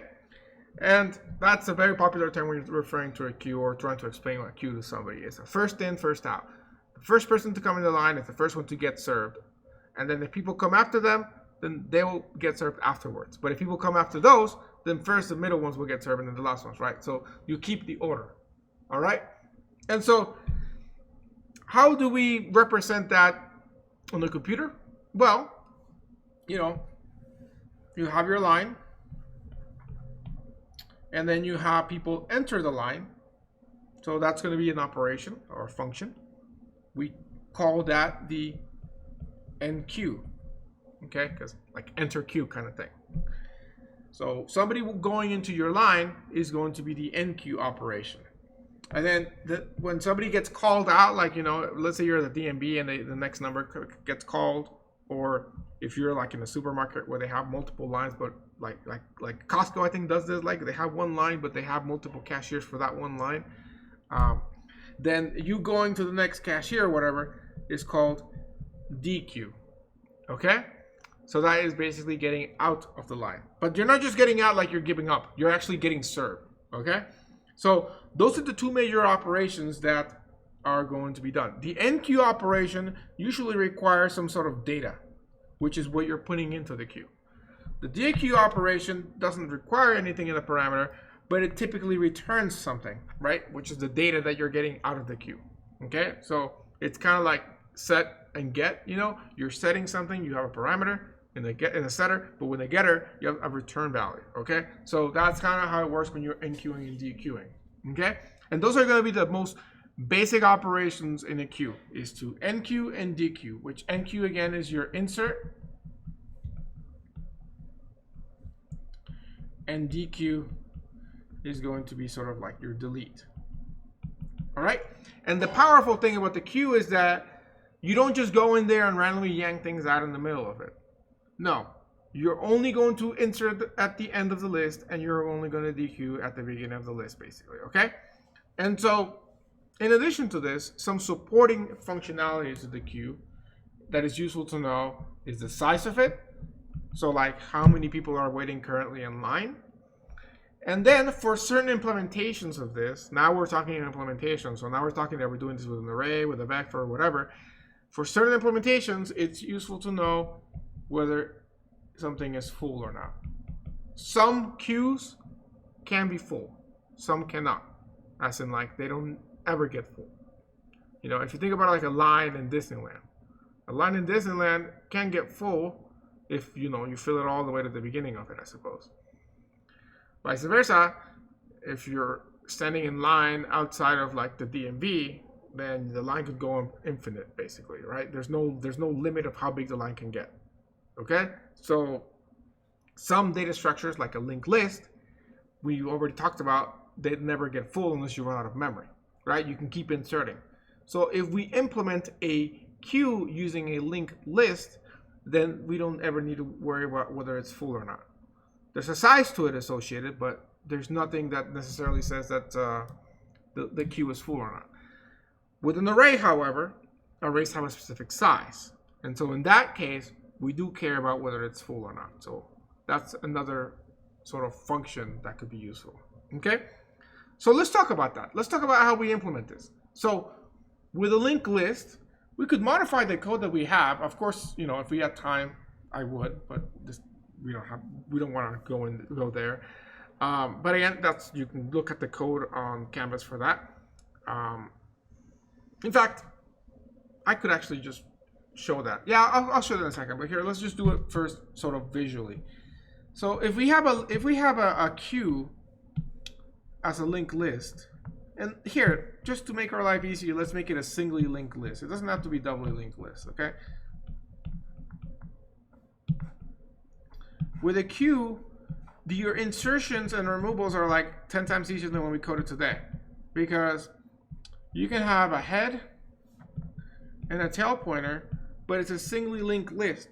And so you can always say that the head of the linked list is the front of the queue, okay? So sometimes you will see the word front being used instead of head. And the front of the queue is the next person to be served. That's the front of the line. Then the back of the line, the tail, is where you insert things when you enqueue. And how do you do that? Super easy to enqueue. All you gotta do is basically say tail next, you know, make your new node, which is the node that you're about to insert, and then you say tail next gets new node.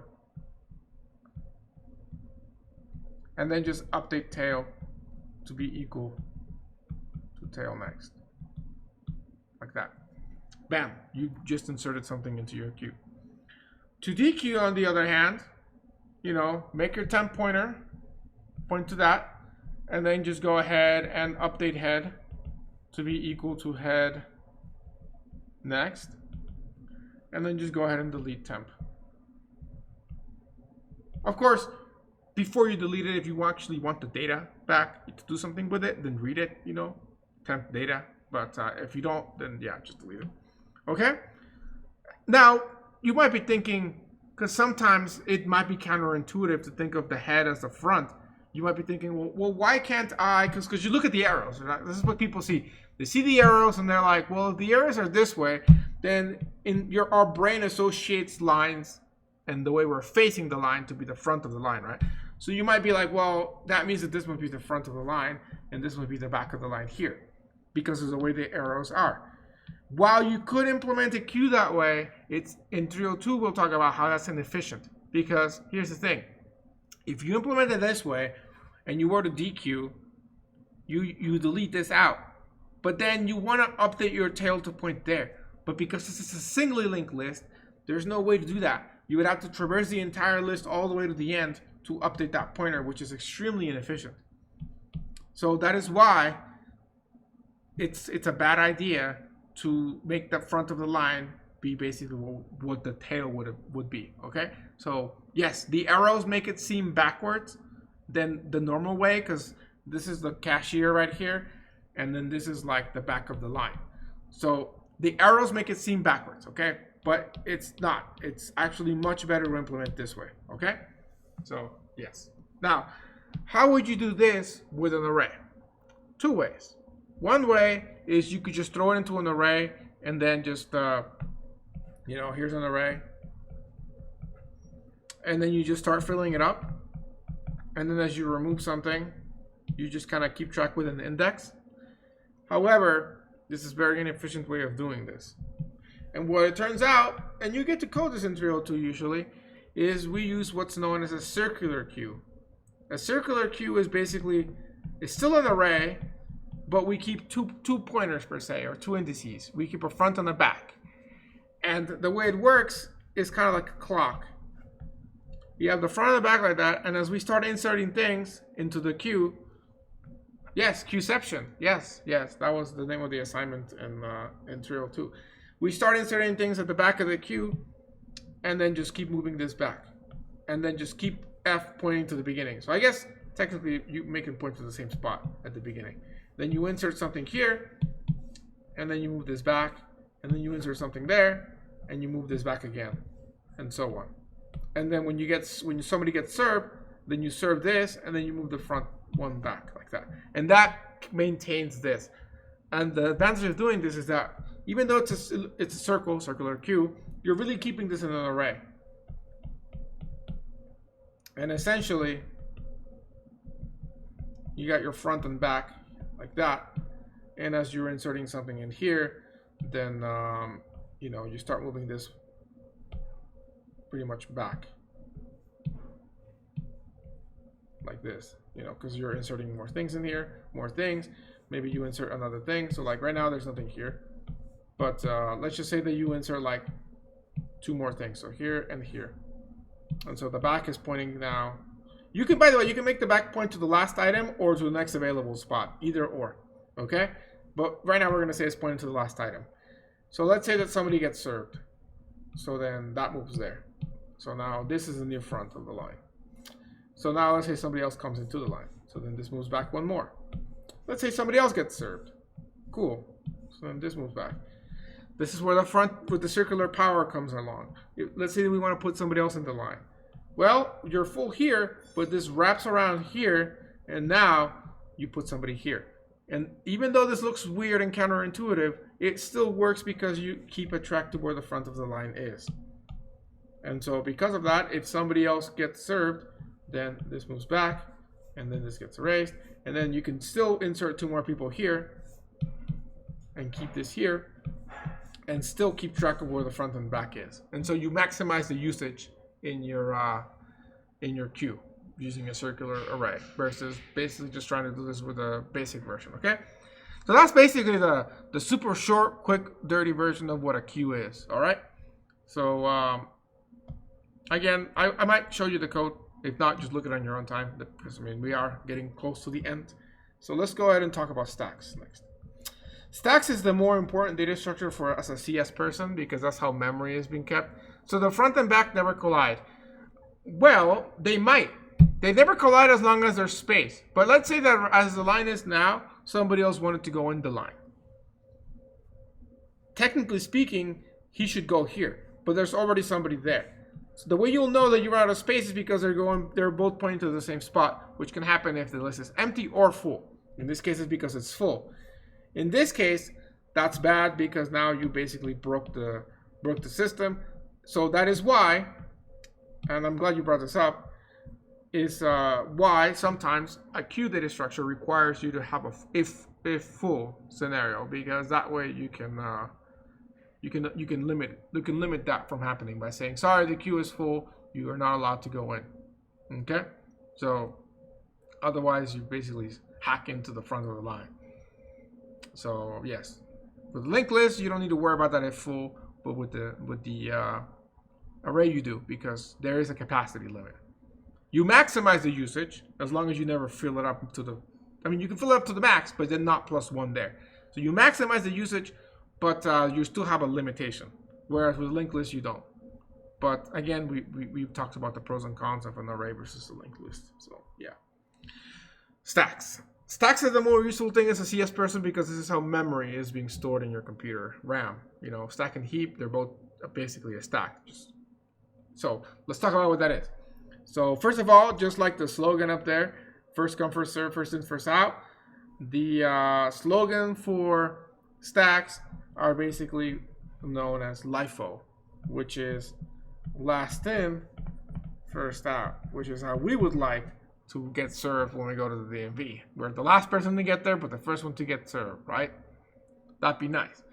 But then again, everybody else would attack us. So when is this used?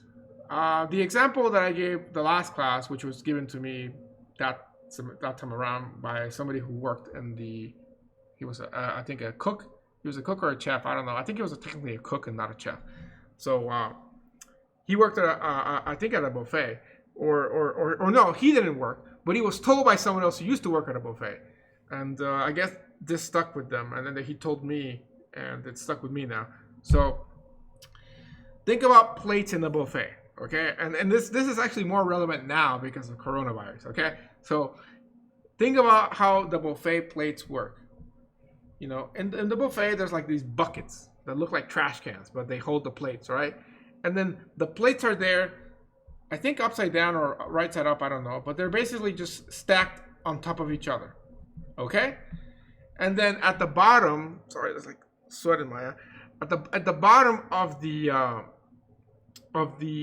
distributor of the plates, or whatever you call this, there's a spring that basically pushes the plates up so that they're always at the top unless it's empty, right? So like right now it's full, but if like people come in and grab these plates, then these plates get pushed all the way to the top because of the spring, okay? And so essentially, think about it this way. You got a guy who like does his job amazingly every day, you know, he doesn't want to get fired. And so he makes sure that the plate dispenser always has plates in there. So if he sees that the plates are running low, he comes in with a stack of plates that are, you know, freshly washed and throws them in there, which essentially squishes the spring back down. Okay? And so he does such a good job that he never lets the plate dispenser get like a quarter empty. Okay? Because of that, how long do you think these two bottom plates are going to be kept in there if the thing is never allowed to be emptied? You guys tell me. Sweat, man. So while you guys answer, I'm going to try to like rinse my eye off. Forever. Yes, forever. Potentially forever. If he doesn't ever let it get empty, then those will be forever there. So guess what? He catches coronavirus, and he doesn't go to work that day because he doesn't want to spread it. And then the buffet is still open for some reason. And finally, you know, because nobody is refilling those plates because the replacement didn't come, those plates finally go to the top. And then somebody grabs them. And guess what? Those plates have been there for like a year. And because of like being close to the kitchen and whatnot, there's like mold and whatnot. And now you got like a pandemic of like salmonella or something. Or, you know, not pandemic, but like a little epidemic happening in the restaurant because these guys are touching these dirty plates now that have been there for so long. Okay? That is basically how a stack works. You basically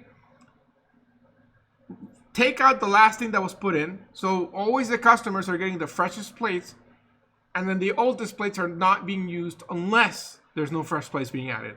Now, how do you avoid this problem? Well, at the end of the day, you can just empty out the plates, right? So they're not in their sale. But that's basically how your stack is going to work. Okay? Gosh. I'm crying now.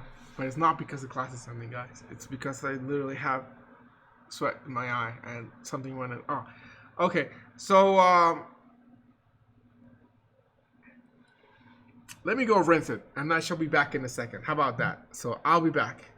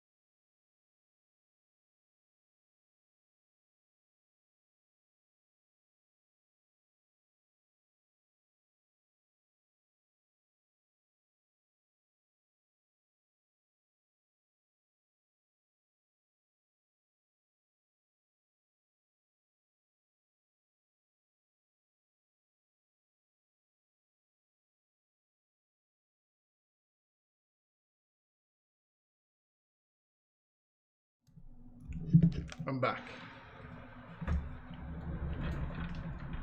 The Disney magic is going, because you can see behind. Come on. There we go. Okay. So, all right. So, yes. I did used to like buffets. Especially like the Bellagio buffet, because it was caviar. So, that was cool. But, yeah, the immersion is destroyed now. So, yes. Okay. So, I don't think I clean it fully, but we shall fight to the end of this lecture, and then I'll just like splash my eyes with so much water. But okay, so the idea of the stack that makes it useful is that you can, if you're looking at it in main memory, you have two kinds of variables that we talked about. You have stacks and heap variables, but they're both kept in the same data structure per se in main memory, which is RAM, right? And so a stack grows in a direction, right? You keep putting things on top of each other, and then you remove them basically back down like this. And so because of that, you can have one growing from one direction and the other one growing from another direction here. And I think I talked about it at some point, but you can basically have a program that has very little stack usage, but a lot of heap usage, and vice versa.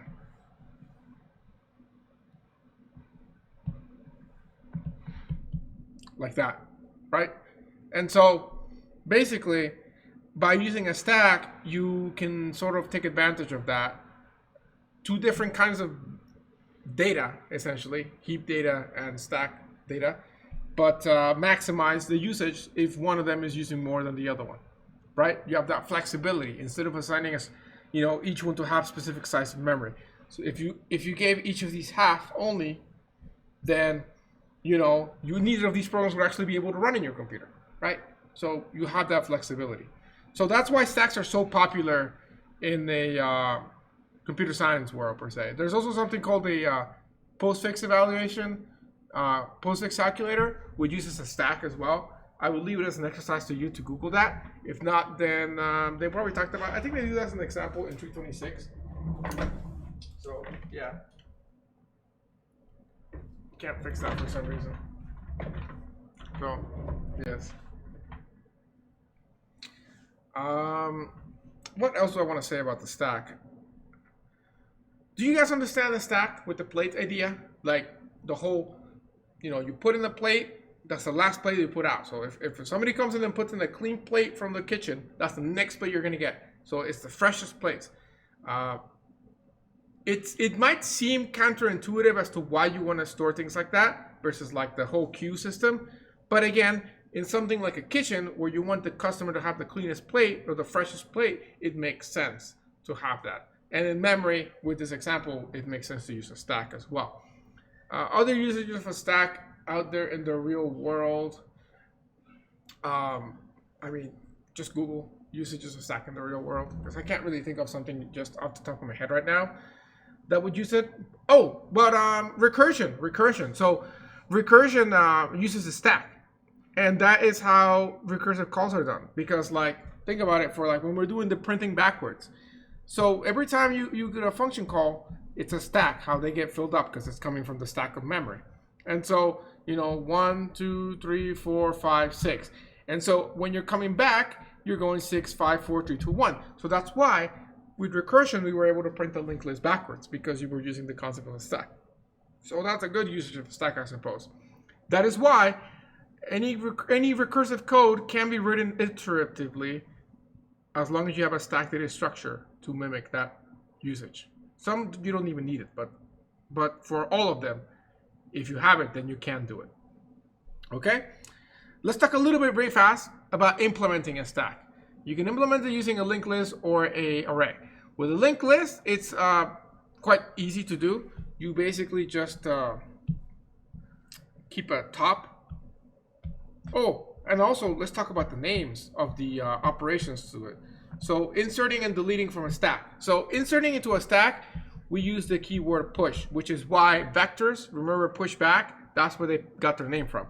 So push is inserting, and you always insert at the top of the stack or at the front of it, basically. And then to remove something, we use the keyword or the name pop. Okay, and typically pop is a value returning function, and push has a parameter, which is what you're putting into the stack. Okay, so push and pop are your insert and delete. Another useful operation on the stack is peek, which allows you to see what is in the stack. Although you can never remove something, you can't ever like go in the middle here and take plates out. You always have to take out the top plate. Just like with the queue, you can't cut the line. Peek allows you to just look in there. And then you can also have a peek, I suppose, with the queue as well. It just allows you to see, but not touch per se. Top is kind of like peek, but allows you to see what's at the top of the stack without removing it. And then, of course, you also have size and some sort of if full as well. Because if you're doing it with an array, again, there's a certain size limit. So with a linked list, very quickly, if you want to insert something into your stack, the easiest way to do it is just to do it up here at the front, okay? So you can call that front, or you can call it top. And if you want to put something in there, just insert at the beginning how we did before. And then if you want to remove something, you just remove it there as well. So it's like removing at the beginning or inserting at the beginning. That's how you do it. Done. That's pretty much it. For the array version of that, you don't need to do circular arrays or things like that for this. All you gotta do is keep an index called top and have it point to the next available spot. And then if you want to insert something, just put it there. You don't have to ever delete it here. You can just overwrite. So you put something there, okay? Let's say you have these many spots. And then you move it to the next available spot. Let's say you push something there. So you put it there. Move to the next available spot. Push something there. Let's say you want to remove something, so you pop. Because the top is pointing to the next available spot, to pop, what you do is you subtract one from the top, which is not pointing to there, and then you take that out. Okay? Now, technically speaking, you don't actually have to delete it. You just take it out, because what's going to happen is top is always pointing to the next available spot, so when you insert something else, then it's going to just overwrite it, basically, at that point. So you don't actually have to physically delete it, because that's a pain to do with an array, because what do? You have to set it to some number that means delete it or what. So yeah, that's their super crash quick course on stacks and queues. Again, they will talk about them in 302. I will have a video of that up once I do that in that class as well. So I'm sorry that we couldn't get to them in more detail, but I'll close it in really fast here by showing you what that code looks like for a stack or a queue. So here's a queue, as I said, is enqueue, inserting into the queue. We're just basically saying front, back, new node, and then if it's empty, otherwise we can just say back next and then back next, because you're putting it all the way to the end. And then dequeue at the front, as you can see, we are basically saying front from next to get the next one, and here we are taking it as a temp so that we can delete it without dangling pointer, and that's pretty much it. Let's look at the stack. Here's the stack in an array. So it's a class. So we got the push, which basically just says we're checking when we're pushing, I suppose. You got to check the size. If the size is too big, then you can't do it, right? Otherwise, you get an error. But or you can call resize function, which could be useful to have in a stack or a queue in an array. Resize to make it bigger. I suppose that's one extra function you might want to have.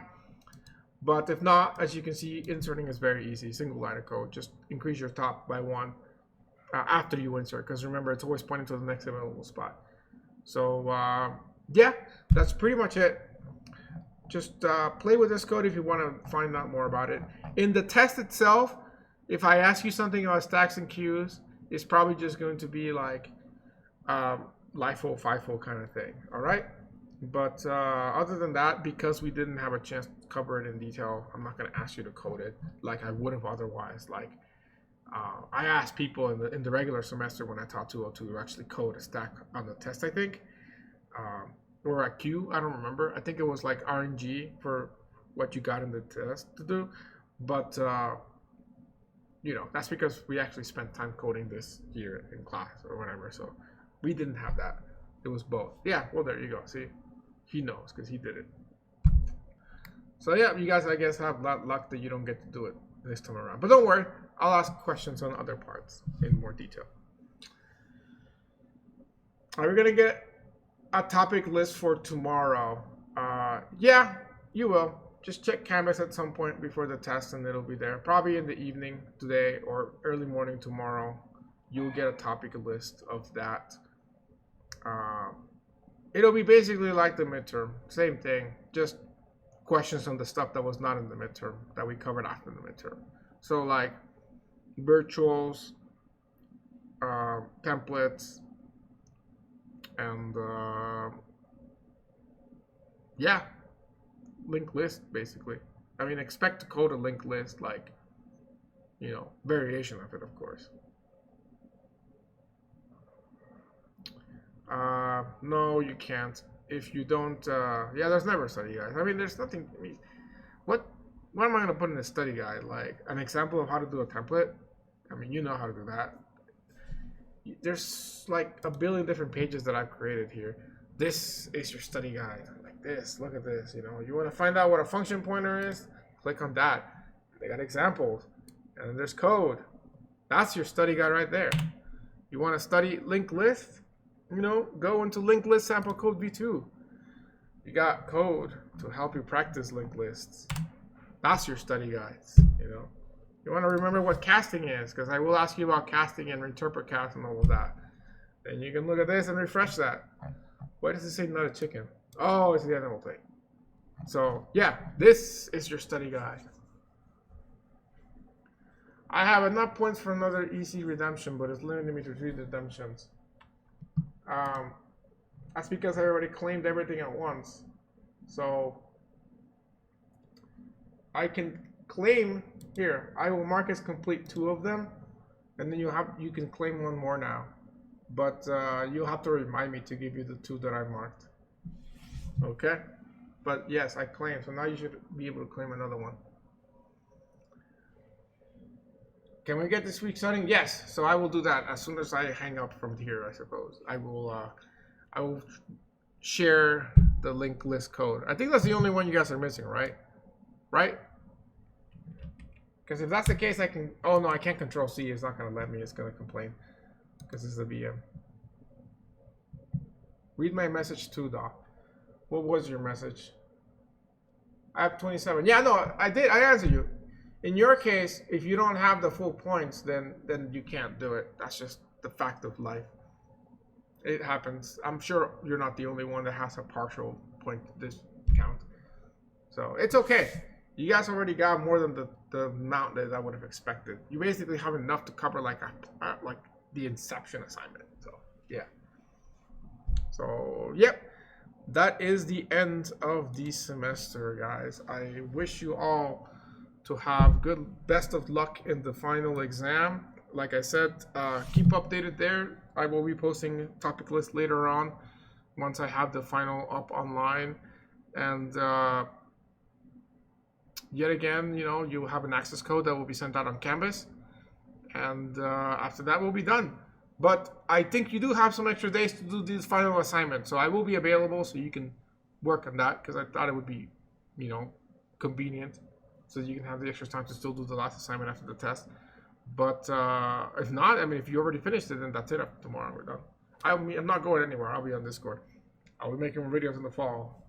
I have officially switched online to the fall today. I got that notification, so I'm really happy about that. It's kind of scary to go on campus right now. So that means all my classes will be online. So I will do 202 again in the fall, at least once, and then I'll be doing 302. So yes, good luck, everybody, and you know, I'll see you around hopefully someday. You know, you can come by my office once this whole thing ends, which I expect it to end early next year. Hopefully by the summer of next year or the fall, we will all be vaccinated and safe, and we will not have a pandemic anymore. And then you guys can stop by. So, and some of you I might see in 302 next semester. I don't know. I know at least one of you is taking it. So, if not, then just my warning is don't take 218 and 302 at the same time unless you have nothing else and no job and nothing. Because otherwise, that's too much work. Like, people can do it, but it's a lot of work, okay? So just my only warning about that. So, and remember, for the summer, they are using pass-fail. So, which in our case is called satisfactory, unsatisfactory. So like if you get, I would say a C or lower grade in the class, C or D, I would switch it to an S because your GPA is basically not going to get hurt. If you have a B or an A, well, an A you want to keep an A. Like, why would you want to switch it to an S?